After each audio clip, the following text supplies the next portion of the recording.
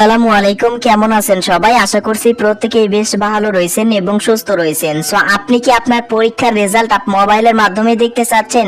তাহলে আজকের এই ভিডিওটি আপনি সম্পূর্ণ দেখে যাবেন। আজকের এই ভিডিওতে আমি দেখিয়ে দেব যে কোনো পরীক্ষার রেজাল্ট মোবাইল দিয়ে কিভাবে দেখা যায়, সেটার প্রসেসগুলো কিন্তু আমি আজকের এই ভিডিওতে আপনাদেরকে দেখিয়ে দেব। এই জন্য ভিডিওটি না টেনে সম্পূর্ণ দেখে যান। আর ভিডিওটি শুরু করার আগে আপনাদের কাছে ছোট্ট একটা রিকোয়েস্ট থাকবে, যদি আমাদের এই চ্যানেলে আপনি নতুন দর্শক হয়ে থাকেন অবশ্যই চ্যানেলটিকে সাবস্ক্রাইব করে দিবেন। সো আপনি এসএসসি বা দাখিল পরীক্ষার্থী হন, বা আপনি এইচএসসি বা আলিম পরীক্ষার্থী হন, বা জেএসসি বা জেডএসসি পরীক্ষার্থী হন, সকল পরীক্ষার রেজাল্টই কিন্তু দেখতে পারবেন যে প্রসেসটি আমি আজকের এই ভিডিওতে আপনাদেরকে দেখিয়ে দেব। সম্পূর্ণ ভিডিও দেখে যান, তাহলে কিন্তু আপনি বুঝতে পারবেন। আর আপনি মোবাইল থেকে কিন্তু রেজাল্ট দেখতে পারবেন, তাও মার্কশিট সহ কিন্তু আপনি রেজাল্ট দেখতে পারবেন আমি যে প্রসেসটি দেখিয়ে দেব। তো দেখেন, যে কোনো পরীক্ষার রেজাল্ট দেখার জন্য আপনাকে কি করতে হবে, সরাসরি আপনার ফোন থেকে যে কোনো ব্রাউজার থেকে আপনি গুগলে চলে আসবেন এবং গুগলের সার্চ বারে চলে আসবেন। সো ভিউয়ার্স, গুগলের সার্চ বারে চলে আসবেন এন্ড দেন সার্চ বারে আসার পর এখানে সার্চ করবেন রেজাল্ট বিডি। সার্চ বারে আসার পর এখানে লিখবেন রেজাল্ট বিডি। তো গুগলে সার্চ করবেন রেজাল্ট বিডি। তো গুগলে যখন আপনি রেজাল্ট বিডি লিখে সার্চ করবেন তখনই কিন্তু মোবাইল ডাটাটি অন রাখবেন এবং সার্চ করার পর আপনাদের মাঝে কিন্তু এই যে এইরকম একটি ইন্টারফেস কিন্তু আপনাদের মাঝে শো করবে। সো প্রথমেই যে ওয়েবসাইটটি আপনারা দেখতে পারবেন, এই যে এই ওয়েবসাইটটি, তো এইটার উপরই প্রথমে আপনাকে ক্লিক করতে হবে। তো এই ওয়েবসাইটের নাম হচ্ছে www.education.board.result.gov.bd। তো এডুকেশন বোর্ড বাংলাদেশ। দেখেন, এই প্রথম ওয়েবসাইটটি আপনি রেজাল্ট বিডি লিখে সার্চ করলে পেয়ে যাবেন। তো প্রথম ওয়েবসাইটটিতে ক্লিক করবেন এটার উপর। দেন এই ওয়েবসাইটের মাধ্যমে কিন্তু আপনি সহজভাবেই কিন্তু আপনার যে কোনো পরীক্ষার রেজাল্ট কিন্তু মার্কশিট সহ কিন্তু আপনি দেখতে পারবেন। দেখেন, আপনি যখন এই ওয়েবসাইটটিতে ক্লিক করবেন তখন কিন্তু আপনার মাঝে এরকম একটি ইন্টারফেস শো করবে। সো আপনি কি করবেন, নোট দিয়ে জুম করে নেবেন। সো আমি এই যে এটার মাধ্যমে কিন্তু এখানে যে প্রসেস গুলো রয়েছে এগুলো প্রসেস সুন্দরভাবে ফলো করলে আপনি খুব সহজে মার্কশিট সহ আপনার রেজাল্ট দেখতে পারবেন।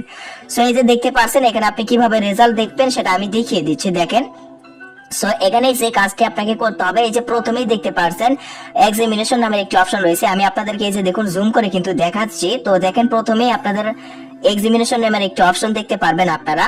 তো এটার পাশে যে একটি বক্স রয়েছে, যে বক্সটির উপরে আপনি ক্লিক করে দেবেন।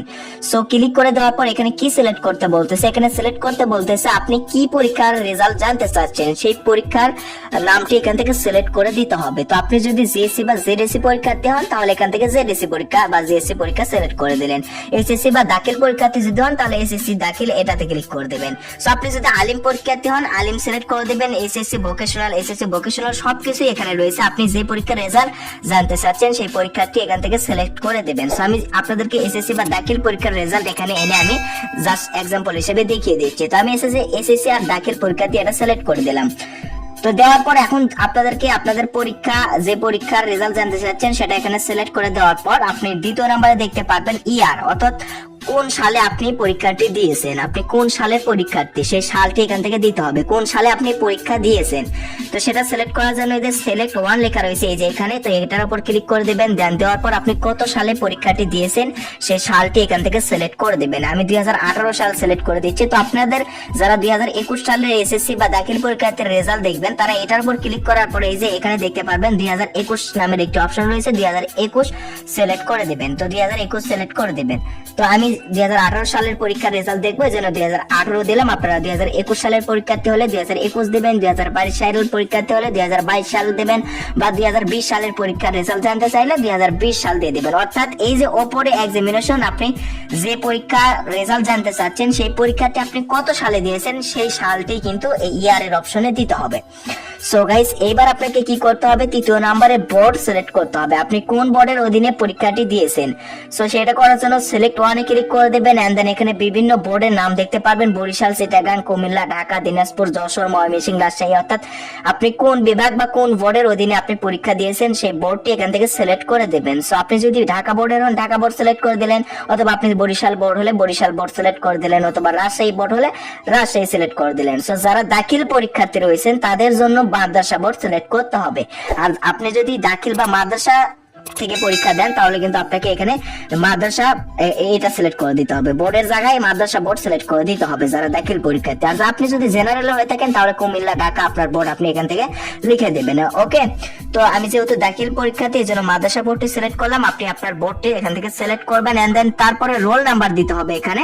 সো আপনার যে অ্যাডমিট কার্ডে যে রোল নাম্বারটি রয়েছে সেই রোল নাম্বারটি দিয়ে দিবেন, যে পরীক্ষার রেজাল্ট জানতে চাচ্ছেন সেই রোলটি আপনি দিয়ে দিবেন, আপনার রোল নাম্বারটি এখান থেকে দিয়ে দিবেন। ওকে, সো দেখেন এখানে আপনার রোল নাম্বারটি নির্ভুল ভাবে দিয়ে দিবেন। আপনার অ্যাডমিট কার্ড প্রয়োজন হলে অ্যাডমিট কার্ড নিয়ে আপনি কি করবেন, এখানে এগুলো ফর্মগুলো ফিল আপ করবেন। তো আপনার রোল নাম্বারটি এখান থেকে সঠিকভাবে দিয়ে দিবেন। সো আমি এখান থেকে রোল নাম্বারটি দিয়ে দিচ্ছি, তো আপনারা সঠিকভাবে রোল নাম্বারটি দিয়ে দিবেন। এন্ড দেন রোল নাম্বার দেওয়া হয়ে গেলে আপনি নিচে দেখতে পারবেন রেজিস্ট্রেশন নাম্বারের একটি অপশন রয়েছে। তো এখানে কি করবেন, রেজিস্ট্রেশন নাম্বারটি, আপনার রেজিস্ট্রেশন নাম্বারটি সঠিকভাবে এগুলো দিয়ে দেবেন। রোল নাম্বার ভুল হলে কিন্তু অন্যজনের রেজাল্ট আসবে। সো আপনার রোল নাম্বার, রেজিস্ট্রেশন নাম্বার নির্ভুল ভাবে এখান থেকে ভালোভাবে দিয়ে নেবেন। তারপরে দেখতে পারবেন, তারপরের অপশনে দেখতে পারবেন 4+6, অর্থাৎ এখানে কিছু ম্যাথ দিবে আপনাকে, যেটা যোগ করে যেটা হবে সেটা এই যে এই অপশনে দিতে হবে। তো আপনাদের কাছে অন্য কোনো ম্যাথও আসতে পারে, দেখুন 4+6 আসছে আমার, তা 4 এবং 6 এর 10 হয়, তা আমি 10টা এখানে বাক্সে দিয়ে দিলাম। সো আপনার যেটাই আসুক না কেন আপনি সেটার যোগ করে এখানে দিয়ে দেবেন। তো দেওয়ার পর এইবার আপনাকে যে কাজটি করতে হবে সেটা হচ্ছে যে এখানে এখন এগুলো সাবমিট করতে হবে। তো সাবমিট করার জন্য আমি জুম করে দেখিয়ে দিচ্ছি, এই যে দেখতে পারবেন সাবমিটের একটি অপশন রয়েছে। তো আপনি কি করবেন, সাবমিট করে দিবেন। দেখেন সাবমিট করা মাত্রই কিন্তু রেজাল্ট, এই যে রোল দিলাম, যে মানে ইয়েটা দিলাম ইনফরমেশন, সেই ইনফরমেশন অনুযায়ী রেজাল্ট কিন্তু আমার চলে আসবে, সেটা আমি আপনাদেরকে দেখিয়ে দিচ্ছি। সো দেখেন আমি সাবমিটে ক্লিক করে দেবেন যখন আপনারা আপনাদের information, roll number, registration number এগুলো ফিল আপ করার পর, তখনই আপনার রেজাল্টটি কিন্তু চলে আসবে। দেখেন আমি যে রোল নাম্বার দিয়েছিলাম সেই রোল নাম্বার অনুযায়ী দেখেন এখানে তার রেজাল্টটি কিন্তু চলে আসছে। নিচে দেখতে পারবেন আপনারা আপনাদের মার্কশিট সহ কিন্তু কোন সাবজেক্টে A+ পেয়েছেন, কত নাম্বার পেয়েছেন, সবকিছু কিন্তু এই যে এখানে আপনি দেখতে পারবেন। ওকে, তো এই যে দেখুন আপনার রেজাল্টটি কিন্তু এইভাবে চলে আসবে। তো এই পর্যন্ত এই ভিডিওটি আপনাদের কাছে কেমন লাগলো অবশ্যই কমেন্ট করে জানাবেন। দেখেন এখানে কিন্তু মার্কশিট সহ কিন্তু আপনার রেজাল্ট দেখতে পারবেন এই ওয়েবসাইটের মাধ্যমে। সো ভিডিওর মাঝে কোনো জায়গায় বুঝতে অসুবিধা হলে অবশ্যই কমেন্ট করে জানাবেন। ধন্যবাদ সবাইকে এতক্ষণ ভিডিও দেখার জন্য।